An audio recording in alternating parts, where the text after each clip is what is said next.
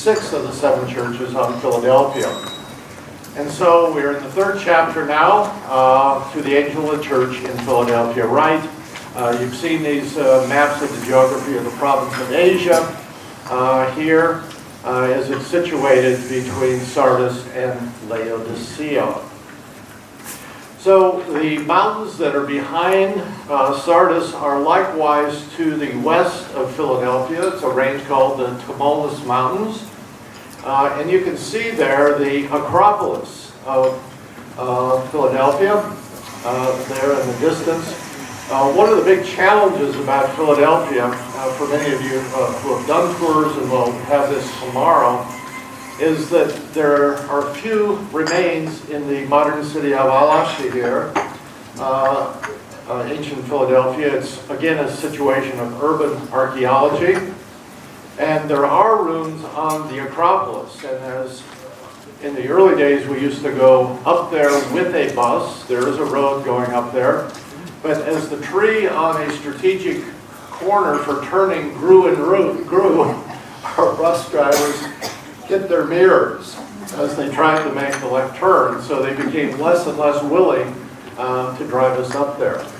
And so, until the city trims that tree or cuts down that tree in the corner, bus tours cannot go up there unless you park below and walk up. So this is, there are more things to see than just the St. John's Church we'll see tomorrow, but they are on top of this Acropolis, and I'll show you some views of this.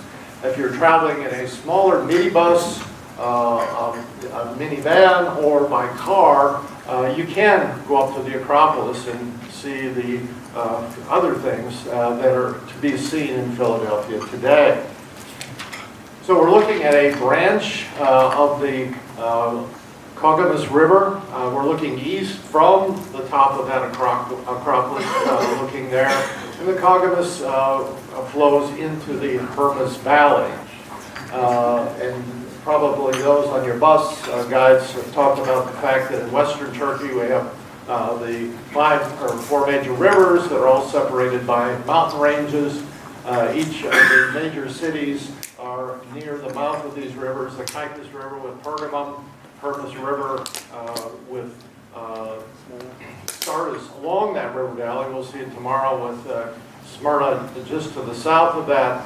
Cayster River Valley with Ephesus, as Jason mentioned, and then the Meander Valley where Miletus is at. And so you have this broad, fertile valley here just to the east of Philadelphia. Some of the earliest photographs of the 7 churches were taken by Alexander Svoboda, who is a photographer based here in Izmir.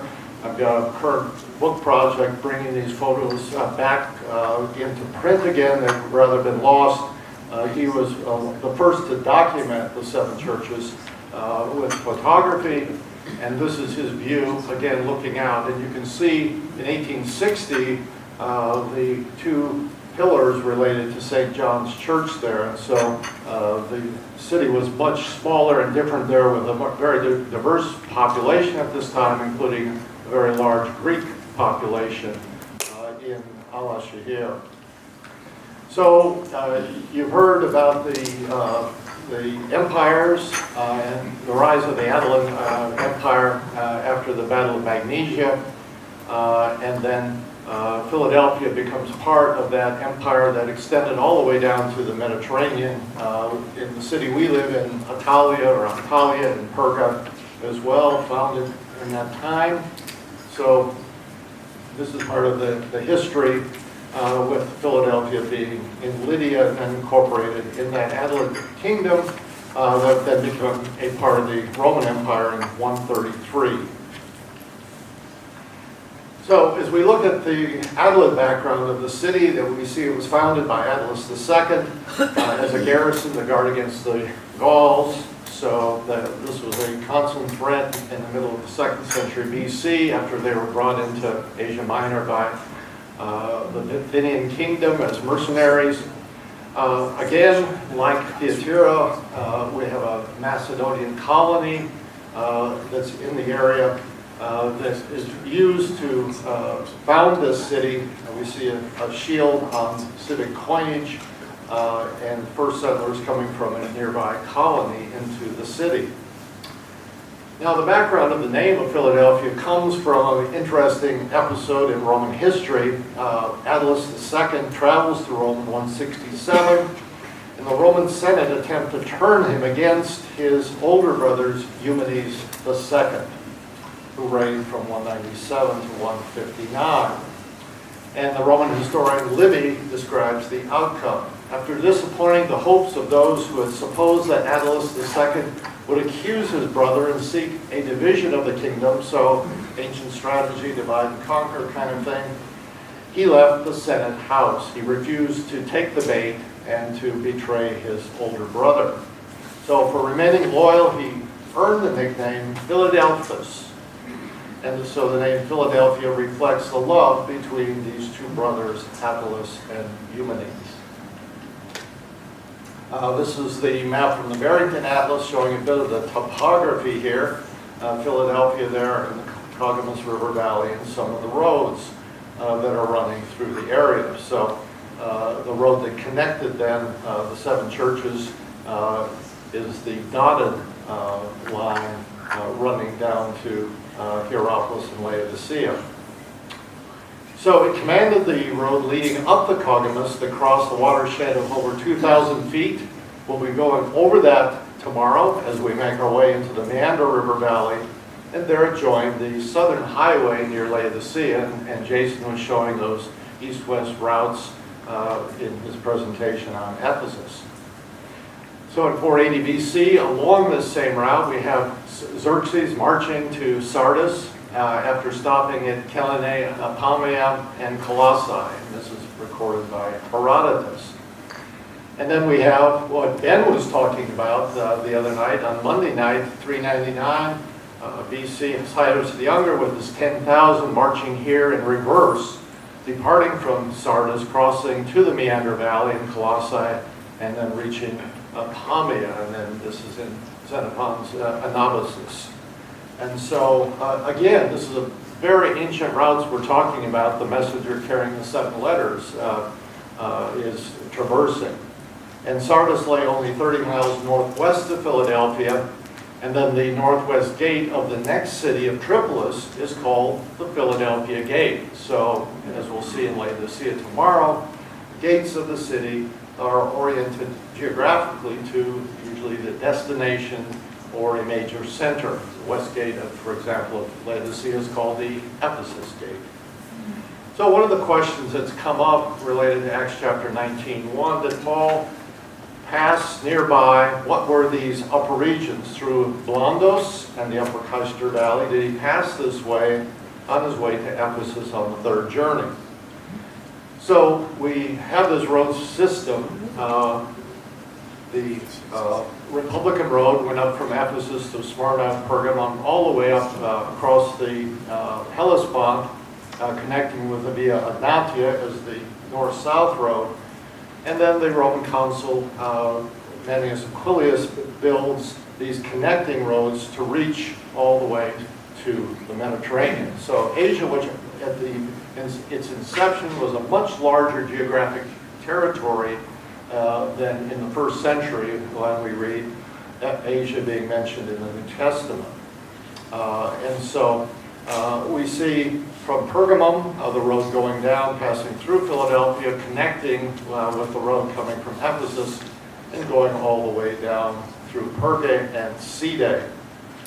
And we do have milestones still in existence, and we can see one on Friday in the lower city. Those of you who know that area, they've erected milestones there near the Harborway.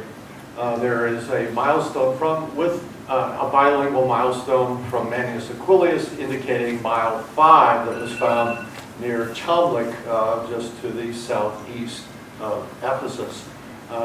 In Sidé, there's a magnificent, very large milestone from Manius Aquilius that's actually in the courtyard of a hotel that they found and have erected there.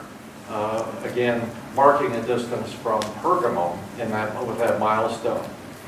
So one of the interesting sites in the Lycos Valley near Laodicea is Tripolis on the meander. And so we always have a problem of time here. And there's a wonderful excavation that's going on in Tripolis, also on the auspices of Biblical University. In the Agora area, there's one of the most best preserved mosaic floors that we have in Turkey today. It's really magnificent. So if you do have time, if you're staying over in Pamukkale and want to add a destination, go on up to Tripolis. It's well worth it. So it's on the way. We'll pass it, point it out tomorrow as we descend into the Meander Valley coming from Philadelphia. And it's just off the main highway a little bit. So it's quite a nice excavation and with good publications as well.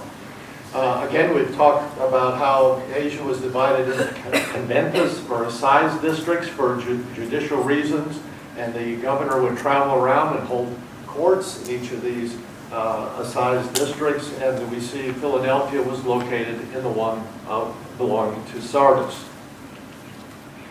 Now, Strabo talks about this region in his geography using the Greek expression katakakaumene, burnt land. And so he writes, the city of Philadelphia is ever subject to earthquakes, Incessantly the walls of the houses are cracked, different parts of the city being thus affected at different times.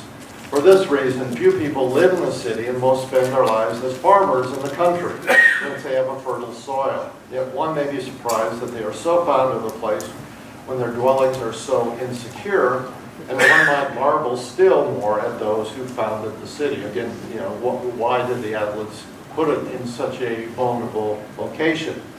So I was hoping Cenk was going to be here and he could translate this for us. Is that Berkant over there? Hey, Berkant, give us the translation of this Turkish expression there. Yanagulke. Burnt country, burnt. Burnt country, burnt land. So this is the Turkish translation of the Greek word Strabo uses, katakakaumene, and this is a very famous wine that you can buy, take home from Turkey, produced in Kula, Yanagulke, and again remembering this strategic quotation of Strabo talking about this particular region. You can see the grapes that are grown in the volcanic soil some 2,000 years later. So it's still very well known in this region as a wine growing area. This is the same people who run Animal hotels in Turkey who produce this wine. Now, it has been mentioned, and Bernard just talked about this important earthquake that took place in AD 17 that devastated many of these cities in Lydia. And this is a base of a monument from Puteoli. You can find this in the Naples Museum. It's downstairs as you come into the museum in kind of an open gallery. And one of the problems there is that the inscription is up against the wall on the left. So I wish they would move this monument further away from the wall so you can go all the way around it. But this is a copy of a monument that originally was erected in Rome by the 12 cities of Asia, again in thanks for the benefaction that Tiberius gave them for the rebuilding of cities of Sardis and Philadelphia. And this copy was made by the citizens of Puteoli. This is the city where Paul lands when he arrives in Acts 28. Again, on top of this would have been a bronze statue of Tiberius. But these are the personifications or representations of the 12 cities of Asia along the sides there. So we've seen this with river gods and the use of imagery to personify the cities. So I thought I had another one, because the one on the left there is the personification of Philadelphia, and there's an inscription on the base all the way around with the names in Greek of the 12 cities, and Philadelphia is prominently on this particular monument from the 1st century. So the Tuku map there, one of the challenges we had in developing this map is there's not a lot to put on it. A map of what? Because the walls that you see are just in a couple places, and so some of the things that have been found there are no longer, we cannot visit or see them, and they've got a few things on the Acropolis that are extant. These towers that are mentioned are just really in ruins and rubble, and again, modern buildings built over the ancient cities. So this is sort of an approximation of the city walls. So the walls we have here now date from Byzantine period, probably built over or very close to the original Hellenistic walls that have been, again, rebuilt in the Roman period. But particularly in Byzantine period, and of course this city, Antalya here, has the reputation of being the last city to fall to the Muslim armies in Asia Minor, and I think it's the 13th century there. And then the mosque that's right across from St. John's Church, as you go there tomorrow, was erected shortly after Antalya here came under Muslim control. So one of the most unique stadiums in Turkey is this stadium literally built into the north end of the Acropolis. Hopefully it will be clear, maybe you'll just get a glimpse of this as you're coming in on the bus tomorrow. So this is the stadiums, they are called the Spendene, the cold area. So this is a single Spendene stadium. In the lower right, you can see the end where it's closed, but what's unique here, and I don't know of any other stadium in Turkey, it opens to the city without an end. And typically they would build temporary arches and things there, but it opens up. And so over the centuries, the seats, everything has been totally stripped out of this stadium. So there really is one of the least preserved, except for the shape cut into the Acropolis. And again, on the side of the Acropolis, they're facing east. We have the Kabea, or the bowl of the theater that's there. The picture on the right is the view that we had for many, many years with this building dealing with the water for the city of Antalya here. And most recently, they've knocked that down. So there seems to be some indication there by the local authorities that some sort of excavation may be starting in Philadelphia. We have a good friend who spoke at the Tuku Guides seminar here a year or two ago, Inji Turkolu. Inji is an art historian at Biblical University as well, and so she is from originally Antalya here and has been writing a monograph on the city. And since we have really nothing on Philadelphia for historical documentation or whatnot, I've been encouraging Inji, and she does a lot of translation into English, to translate that for us, so we have a book on Philadelphia to fill the gap in our cities of the 7 churches. So, and she said that one of the problems here in this city is that the people here really don't want any biblical tourism, they don't want any archaeology, and so without any civic support, it's going to be very difficult to really do much of a development here. And one of the challenges too, things have been found here, but they've been moved into the museum at Manisa. So we came by Manisa, which is the provincial capital for the area where both Sardis and Philadelphia are located.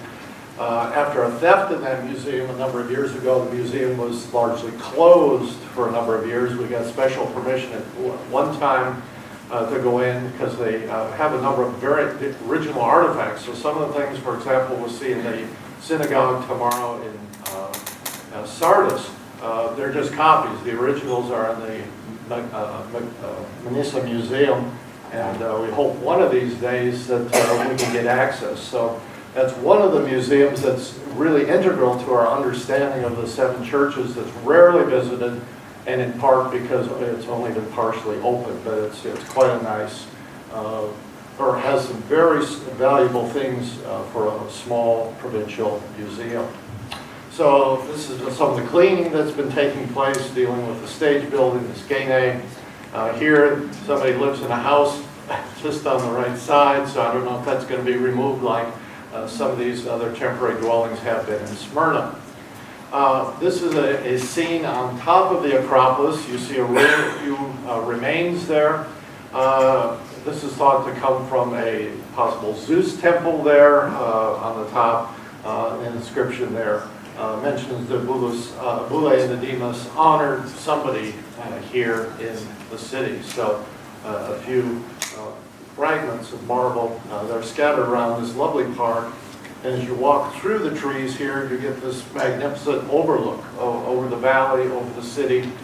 And so if you can get up here, it's well worth the time and effort to take a look. And just to the north of this area is, you drive up on the road past the theater and then the Acropolis, or the stadium to the left of this area. Good place, also bathrooms, and you can get a glass of chai when you're up there. This is the lovely ceramic again, showing the 7 churches. And as we've been talking about, the founding of churches in some of these 7 cities probably took place on Paul's third journey in Acts 19.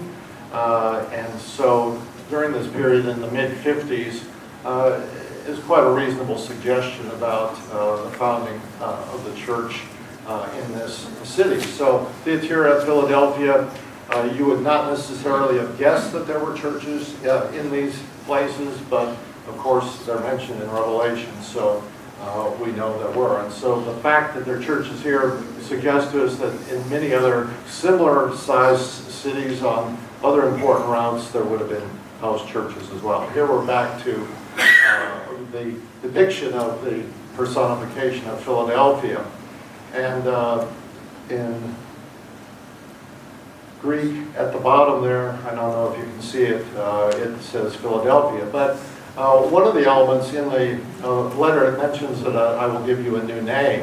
In 3:12, I will write upon them, that is the columns, the name of my God and the name of the city of my God, New Jerusalem and my new name. So as we connect to local references in these cities with the history, as Bernard was just doing, particularly with the Acropolis and the fact that it was overcome 2 times in the history.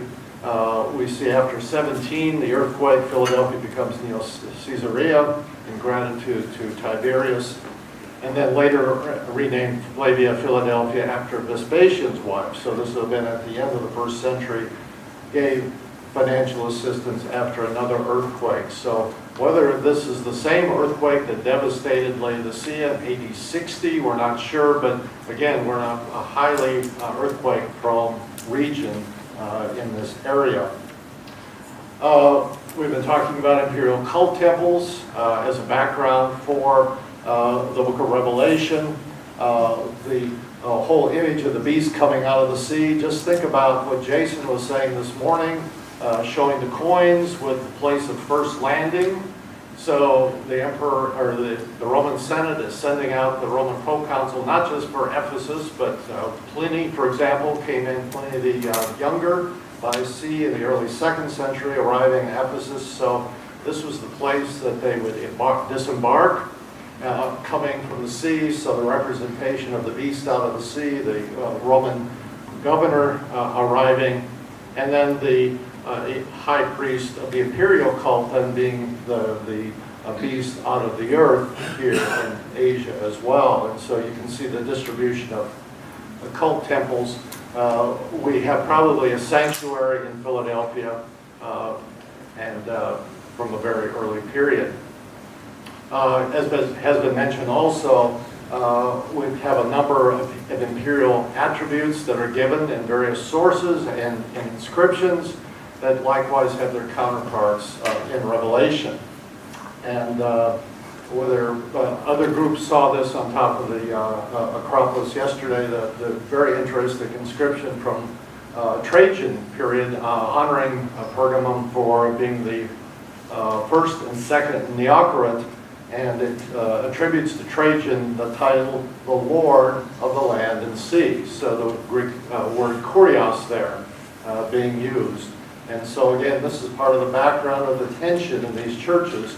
Who is going to be kurios? Is it going to be Caesar, or will it be Jesus Christ? So just the names, the importance of names, again, underscored as we look at these contrasts. Barbara Burrell, who's a wonderful Roman historian, writes about Philadelphia. Though a relatively recent foundation often allied itself with the oldest and greatest of Asia's cities and petitioned Roman emperors in order to raise its rank to rival that of its eminent neighbor Sardis. So again, we've been talking about the rivalry between cities here. And with this coin, this is called a homonoia issue, Philadelphia sought not only to gain allies, in this case Ephesus, the most prominent and powerful city, but by grounding its history in the depth of mythological time to advance itself among its rivals in Roman Asia. So as we've said, Philadelphia is the latest of the 7 churches. So William Barclay, in his commentary, talks about Philadelphia being the Athens of Asia. Well, it's highly unlikely it was, because it simply didn't have the time to develop the temples and traditions that we find in other cities that had existed for hundreds of years earlier. And so we see this typical thing of trying to increase prestige. Jason talked about that this morning, how Corinth and Rome, Corinth and Ephesus had this kind of relationship as well. Many of you have seen in the Ephesus Museum. Unfortunately, there will not be time to visit the museum on Friday. There's a wonderful homonoia inscription between Alexandria and Ephesus that dates from the imperial period.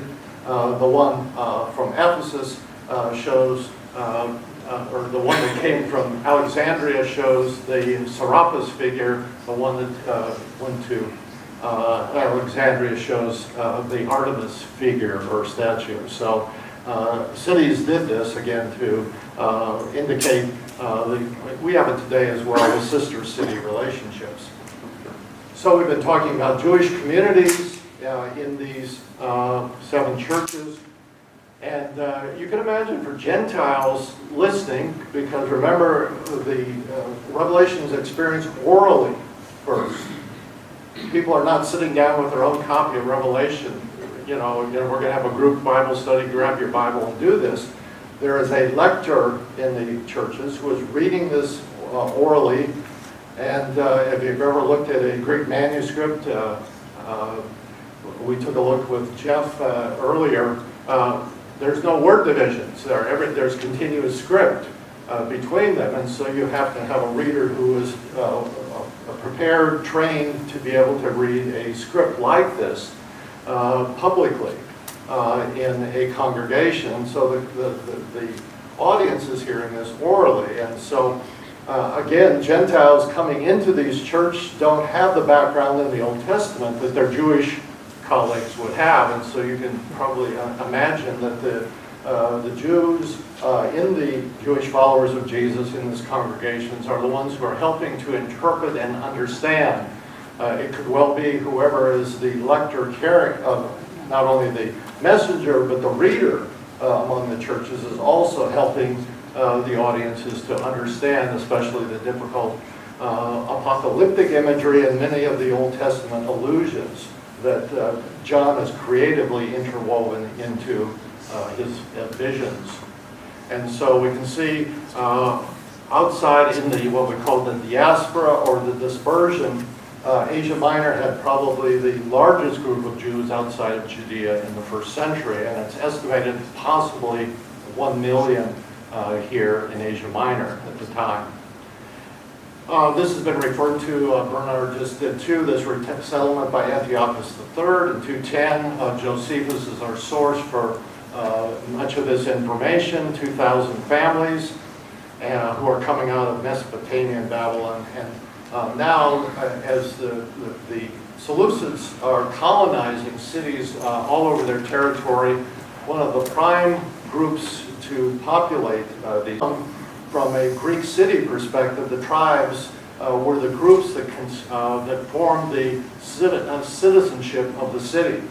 So in Hierapolis, for example, on the seats of the theater, you see the names of the tribes inscribed, and they would sit in their own area there when the demos, or the citizens of the city, would gather in a theater like this. And so the Jews would have their own tribe, and then they would not be required to do sacrifices unto the pagan gods and goddesses. And that's how the Seleucids and even the Romans accommodated them in these cities. And so, like Smyrna, we have a synagogue of Satan that's mentioned again. That the door to the synagogue, and again I've suggested this is probably what's called the parting of the ways that we're seeing beginning in these two cities, perhaps in the other 5 cities as well. Those who call themselves Jews and are not, but are lying. So I take this as an internal conflict then, and I think you see this in the Gospel of John, of course, because the parents remember of the blind man who was blind from birth who was healed. They did not want to confess because they were afraid of being put out of the synagogue.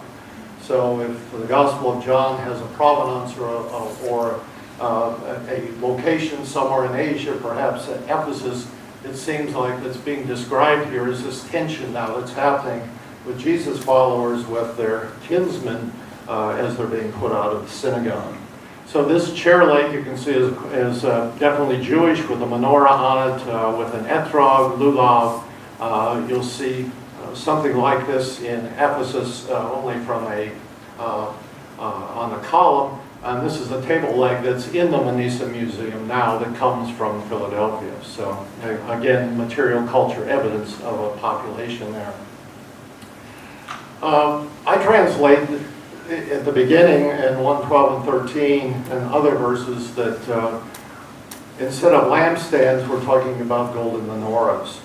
And so that you can see the menorah that's carried from the temple before its destruction, and now on the Arch of Titus in Rome.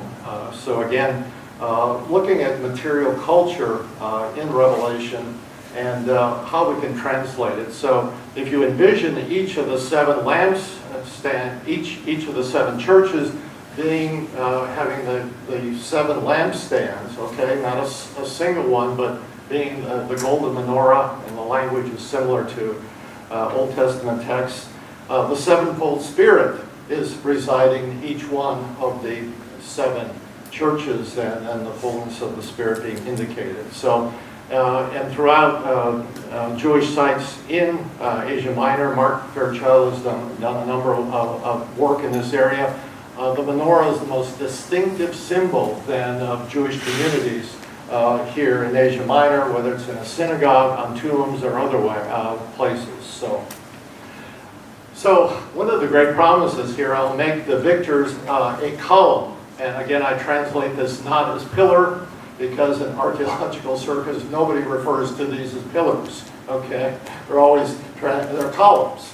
And so this is from the best preserved temple that we have in Turkey today at the Roman city of Izanoi. Again, it's a bit out of the way, southwest of Kütahya, between there and Uşak. Really a wonderfully preserved city. And this is the temple of Zeus there. And notice that the columns are monoliths. So this is really a large monolithic, and this has a very deep, underneath the sanctuary cella, a basement area, very similar to the one you're going to see in Laodicea, only this is much bigger. And so this is an Izanoi. Maybe you read on the press there's in this last year, one of the major archaeological finds in Turkey is they found in the water beneath a Roman bridge that still exists in the city a hoard of Roman gold coins at Izanoi. So it's really a major find. So you can, if you want to get more information, interest in coins, Google it and you'll find it. But that was at Izanoi. Now, the other type of columns that were incorporated into temples were called drum-type columns, and you can see this on the Temple of Artemis that Bernard was talking about here. So notice the sections there, they're not totally flat, they're a little bit, so they sit on top of one another, they're joined together. And this idea of writing on columns is something that we see not only in Sardis, but I'll show you another illustration. So at the base of this, we see an inscription where the column is speaking.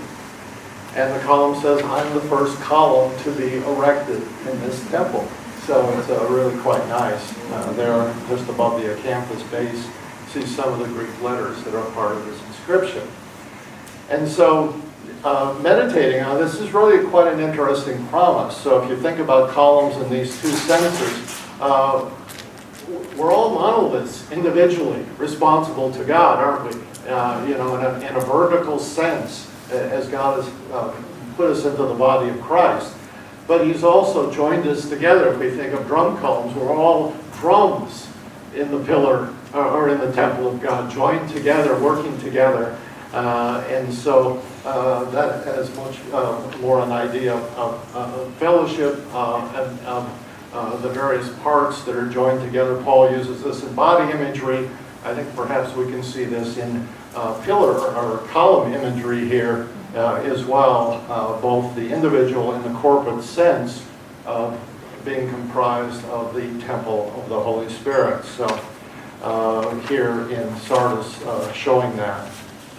And so one of the things you're seeing too is that the interpretation or the elements, at least in material culture, of a particular letter in a city, you may not even find it there. You may find examples of it in one of the other of the cities or in someplace else to illustrate that. And when we go to Ephesus on Friday, you'll see another example of names being written on columns. In 3:12, I will write upon them the name of my God, as I just wrote. And these names all date from the 1st century. So these are the name of the curates, and these are inscribed at the Pretoria, the town council building, in that upper civic agora area that we saw earlier in the presentation. One of the interesting reliefs that I stumbled across in the museum in the foire, the fairgrounds here, in the statue section, is the image of the lamb being sacrificed. And so we see this in Revelation 5:12. I saw a lamb standing who appeared to be slain. And so the paradox there of the lamb being ritually cut in preparation for the Passover. So if we're talking about John, he's witnessed many times in Jerusalem at Passover the preparation and slaughter of lambs for sacrifice there. And but the lamb there has the cut mark on his neck, but he's alive. And so this is the image that we see in Revelation 5:6. And of course, the scepter in Revelation is the one who appeared to be dead, but has been raised to life, and that's probably relating to the Nero Redivivus myth, or Nero Redux, about him dying and then coming back to life again. That's what we have traction for in later Roman history in the 1st century. Again, we've talked a bit about the Nike or Nike imagery. In 7:9, John, Revelation teaches theology in pictures. So it's not propositional like Paul does in his letters. And so when he sees the vision of this group around the throne, a large multitude holding palm branches in their right hands, the audience of Revelation knows immediately who they are, who this large multitude is.